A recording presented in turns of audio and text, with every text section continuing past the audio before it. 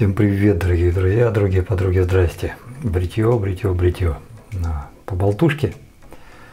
И я думаю, что на этот раз не очень много получится, потому что не так уж много вопросов, но тем не менее кое-что накопилось. Давайте вначале подведем баланс под предыдущим видео. Станок Rolls-Royce понравился, и несмотря на то, что он вызвал неоднозначное ощущение внутри, я его все-таки воспринимаю всерьез и считаю, что это тот станок, который в принципе может на равных зайти в любую семью, к любому человеку и чувствовать себя как полноценный бритвенный станок. Хоть и не все со мной согласны, вот Александр Подолян, например, говорит, что его место на полке, что это раритет. Ну, с одной стороны, да, почти 100 лет. Но с другой стороны, он же рабочий, бреет великолепно. После него щетина, когда вырастала, я чувствовал тот самый срез, который после опаски. Заметьте, после клинковой бритвы. То есть все-таки там какая-то магия, химия происходит, что бреет он по-взрослому. Надо только его довести до ума. Не совсем понятная история с ручкой, вот то, что Михаил Гынин пишет постоянно. Вадим, блин, он раскручивается. Ну, я уже в распаковке сказал, увеличение даже в 60 крат не показало, что там есть какой-то зазор, какая-то щель. Буду отмачивать в ВДшке и попробую все-таки привести его, ну, если он откручивается, я откручу. Плюс еще одна вещь, которую хотел бы у вас совета спросить, кто сталкивался. Дело в том, что в тех видео, которые я видел, люди, когда пользуются вот этим набором, затачивают лезвие, в инструкции от производителя сказано, что точить его с амплитудой одно движение в секунду. Ну, то есть это достаточно быстро. Но я все-таки загуглил и посмотрел, что в Ютубе творится. Там ребята, блин, там так надрачивают, что извиняюсь, там он прям охренеть. Как у них камни не лопаются, как они кожу не портят, не понимаю. На мой взгляд, если так быстро делать, даже как в инструкции, то при перевороте он будет стучаться об камень, и РК тоже может стучаться, хоть там и предусмотрено, что вначале гарда ударяется, но тем не менее при быстром там слишком маленький промежуток будет между соприкосновением гарда, а потом РК. Неужели РК не попортится? Вот кто в курсе этого вопроса, кто как выходит из этой ситуации, очень интересно было бы услышать. Ну, про красный прораза уже говорено, все переговорено. Автошей Wilkinson World. Еще раз огромное спасибо Павлу. Открыл для меня новые горизонты, понравился. Не совсем цена понравилась. Когда гуглил, там основная масса была где-то в районе 20-23 баксов, евро. А вообще начинается от 3 евро. За 3 евро вообще его можно брать? Мне кажется, там опасно. Ну, это мои лишь догадки, точно подтверждений каких-то я не имею. Ну, а синтетика от Яки. Огромное спасибо, что отписались в комментариях под видео и сказали, что она у вас уже есть. И понравилась точно так же, как понравилась мне. Значит, я не одинок в своих ощущениях. И за что вам огромное спасибо. Ну, а теперь немного вопросов. Хроносфер ТМ. Твой вопрос пришел самый первый, ему уже более 4 дней. И он в такой великосветской манере, милейший, тарададам, да. А не соизволит ли многоуважаемый Джин? Не кушай. Шучу. Так вот, Хроносфер задает вопрос. Посоветуйте мне, что взять 3 волосины, мне 30, но хочется, чтобы в ванной стоял станок. Знакомая ситуация, 3 волосины в 2 ряда. Ну, кстати, там еще вот один комментарий в эту же тему был от Action. Action, и там номер идет что-то 102, 090, рамдарам. Он посоветовал Хроносферу, говорит, слушай, вот там на форуме разговор был, мол, так и так. Ребята там за масло говорили, которое якобы там дает вот рост. Не посмотрел, какое масло.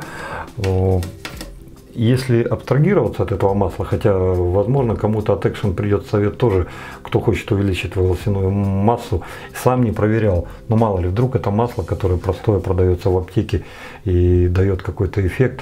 Вот сейчас я комментарий этот разместил, там сами прочитайте, как он называется. Вдруг кому-то поможет, мало ли. Так вот, к станкам. Из своего опыта знаю, что те люди, у которых недостаточно волосяной покров на лице, как правило, обладают мягким волосом. Ни разу не видел, что волос было мало, и они жесткие. А посему первая мысль пришла в голову: Вейши. Слишком дешево. Хоть Хроносфера обозначил параметры в 4000, но что-то Вейши, так знаете, ну это, мне кажется, это совет на отъебись. Ну извините, что я вот так прямо. Потом в голову пришла Яки R89 голова, моя любимая. И тоже ее отмел, потому что все-таки, как ни крути, она достаточно агрессивная. И при всей моей любви к этому станку уже несколько человек, по-моему, 4 или 5 отписали, что для них он слишком агрессивный. Значит, тоже отпадает. Потом пришел в голову Физер Популяр. Ну, вполне себе да. Нарядненький такой, симпатичный такой, прям весь из себя, такой все при всем. Там перьев не распускает, но смотрится нормально. Но в то же самое время ты где? Вот про тебя речь сейчас идет. Ну, можно к нему относиться как к серьезному станку? Да, да, можно. Это вот один из претендентов. Но все-таки я решил от себя лично посоветовать линейку Merkur. Именно ту линейку, которую сам себе не могу позволить ввиду их мягкости. В первую очередь, это, конечно же, Merkur HD34. Великолепный станок, обалденный станок, шикарный станок. Он настолько шикарен, что вот. Каждый раз, когда я его беру в руки, у меня, знаете, у меня внутри что-то такое поднимается, вот прям я его хочу. Вот так. Просто я понимаю, что я беру в руки инструмент. Такой удобненький, сбитенький, такой, знаете, прям вот, прям классный. Одна беда, он мягкий для меня. Я им выбриться не могу катастрофически. Сродни ему 37-й C. Ручками они похожи, головами лишь отличаются, но это уже слант. А для новичка слант, ну как вариант, но тоже, знаете, так бы советовать не стал. Просто на попробовать. Но вот из-за ручками они, да, схожи. Ну а все остальные, которые в ряду Меркуров идут, это 33C, 30C, тоже, да, мог бы посоветовать. Потому что они тоже мягкие. Качественные, но мягкие. Вот лично для меня. А ввиду того, что у вас, то, что вы говорите, 3 волосины в 2 ряда, да плюс, скорее всего, как я догадываюсь, еще мягкий волос, да вам сам доктор прописал. Это как раз то, что с моей точки зрения вам бы очень сильно подошло. Когда будете делать выбор, выбирать станок, не забудьте прикупить 5, 7, 8, 10 видов, сколько кошелек позволяет, по пачке каждых лезвий.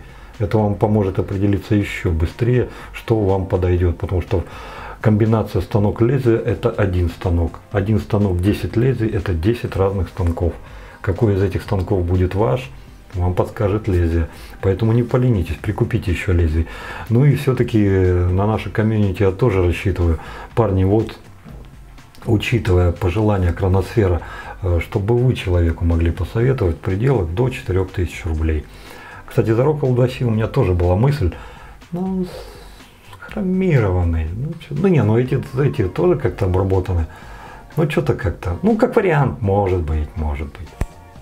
Денис Евгеньевич оставил такой комментарий, который, честно сказать, меня как пыльным мешком накрыло, прям, но не ожидал, вообще никак не ожидал. Зачем нужны эти люди на канале? Отвратительно. Это под видео от обретия одного из подписчиков, вот последние, которые выходили. Не, но я там ответил, и Денис Евгеньевич расшифровал то, что он имел в виду, то есть ответил более подробно. Денис Евгеньевич, и, кстати, не он один, там еще Антон Этникс 8 присоединился и тоже высказал свою точку зрения. Но это лишний раз подтверждает о том, что все-таки что-то люди на эту тему думают. Денис Евгеньевич, я слышу вас, и я уважаю вашу точку зрения, но прошу выслушать и мою. Для чего я делаю то, что я делаю? Для чего я предлагаю всем желающим, кто у нас есть на канале, подписчикам, выкладывать свои видео по бритью? Не с целью увеличения контента. Нет. У меня, в принципе, времени не хватает, а с контентом у меня все в порядке. Было бы время, я бы и кулинарную тему подтянул, и по пару бы еще больше дал. Мне просто катастрофически не хватает времени. А те видео, которые я успеваю делать, они вполне себе наполняют канал. Нет. У меня одна мысль. популяризация бритья. На сегодняшний день она проснулась, влажное бритье начинает набирать обороты, люди все больше и больше и больше начинают узнавать об этом, но нет же предела совершенству, хотелось бы, что еще больше, больше, больше. Чем больше людей говорит об этом, тем больше людей узнают об этом. Вот так я к этому отношусь. Вот представьте себе ситуацию, вы лично захотели что-то сказать, ну так, к примеру просто. Не в том смысле, что вот да нет, я бы и не стал там. Нет, вот просто вы захотели. Ваши действия. Вы сделали видео, где вы его выложите. ВК, да кому оно там надо? Его никто не увидит. А если увидит 5 человек, ну кому вы что сказали? Этим 5? Хорошо, давайте возьмем YouTube. Для того, чтобы человек, просто вот так, обычный человек из обычной жизни, не блогер, сделал это, он да, может, возьмет и выложит. Но кто его увидит, это видео? Никто. Это видео не в системе. Оно не посчитано Ютубом, оно не зачислено, оно не прогнано, оно никогда не будет идти к рекомендации.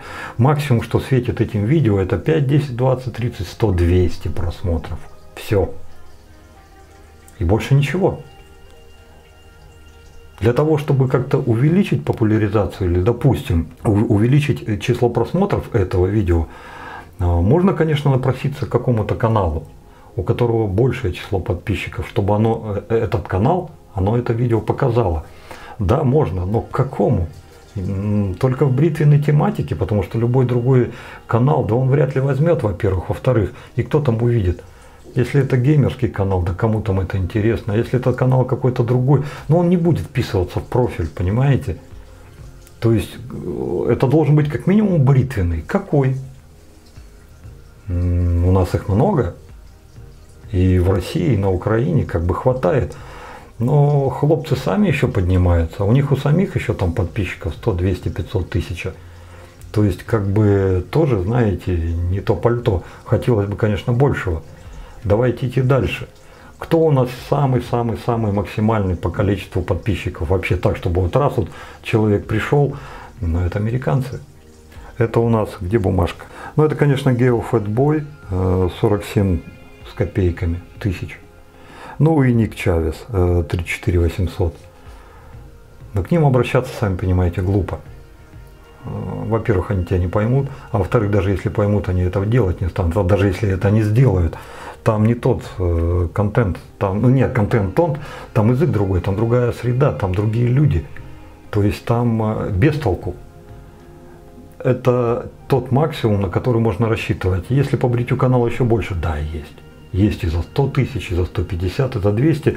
Но я их не считаю нашими, потому что там уже барбаршаповские дела, стилисты пошли, там бороды, то все. Ну, короче, это уже как бы и не наша тема. Не, ну наша, но не в том ключе, в котором мы привыкли. А следующий в списке ваш покорный слуга. Я понимаю то, что у вас это как-то вызывает некоторое недоумение. Я понимаю вас как потребителя, когда вы приходите на канал и хотите получить тот продукт, на который рассчитываете. Я вас понимаю. Но если, допустим, вот я этим парням не помогу, я вам только что показал, а кто поможет? Больше-то некому. Это первое. Второе. Это не основа канала. Это всего лишь маленькая его частичка. Потому что основа канала всегда были мои видео, они и останутся. Это всего лишь один раздел в плейлисте. Вы сами вольны выбирать, смотреть эти видео, не смотреть эти видео. Но это все равно не основа. Это всего лишь один из видов деятельности канала. Мои видео как были, так и останутся. И вишенка на торт. Если я этого не сделаю, то делать больше некому однозначно. Получится из этих каналов что-то, не получится. Получится вот из этих видео то, что парни показывают, не получится. Это будут решать две стороны. Вы и они сами. Захотят они этим заниматься, не захотят. Одобрите вы их труд, не одобрите. Это разговор между вами двумя. Я туда лезть не собираюсь. Я просто предлагаю людям возможность. Возможность обналичить себя, что ли. Ну, то есть, вот каждый раз, когда человек, вы заходите на канал, вы видите число подписчиков, это просто пустые циферки, которые говорят о многом, но тем не менее, это просто цифры безликие. Редко-редко эти цифры начинают принимать какой-то образ, когда вы оставляете свои комментарии под видео. Очень редко, очень. Нормальное число просмотров для моих видео это где-то в пределах от 2 до 3 тысяч. То есть, если каждый бы человек, кто смотрел это видео, оставил бы комментарий, вы представляете, 2-3 тысячи комментариев, да это пипец шо. Это просто видео взлетели бы в топ махом, но этого нет. Комментарии 50, 70, 100, 150, и то люди повторяются, иногда пишут одно и то же. Я согласен с Антоном, раньше были другие комментарии, было больше души, что ли. Но, ребята, вы не забывайте, что все это вы и есть. Вы это делаете, вы сами. Как вы это напишете, как вы это сделаете, то вы и прочитаете. Я в некоторой степени могу, конечно, влиять на это, но не более того. Все равно это ваше лицо, это вы сами. Так вот, когда я предлагаю ребятам то, что я сейчас предлагаю, вот эти циферки, эти ники превращаются в живых людей. И человек может предстать во всей своей красе. В хороший, плохой, это уже решаете вы сами. Но тем не менее человек приобретает реальные ощущения, то есть реальные образы. И этим он делится с вами. Но это большая возможность. Здесь посмотрите на количество просмотров и 700, и 1000, и 1500.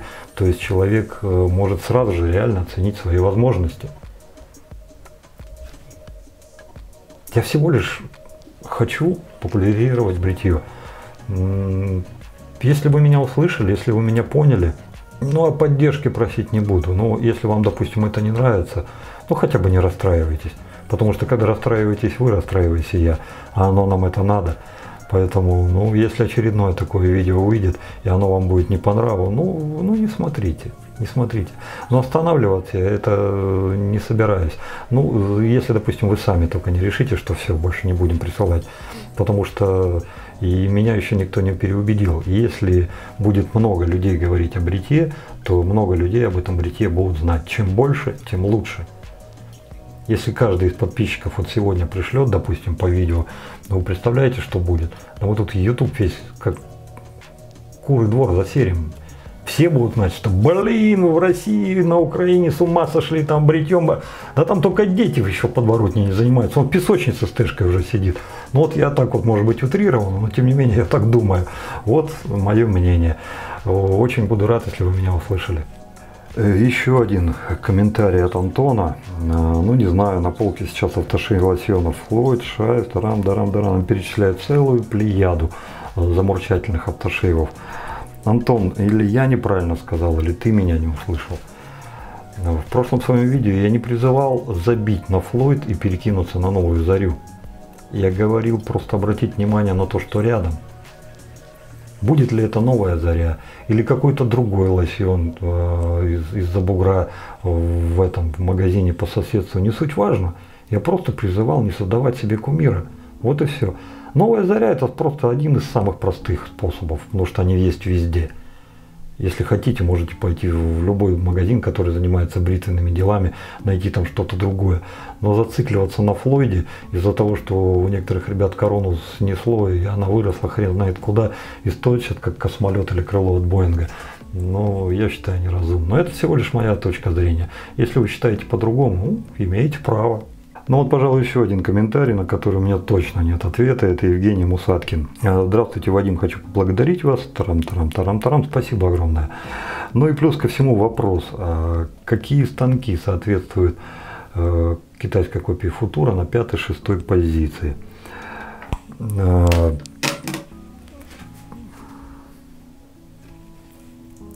Ребят, то, что я сейчас скажу, это не камень в ваш огород.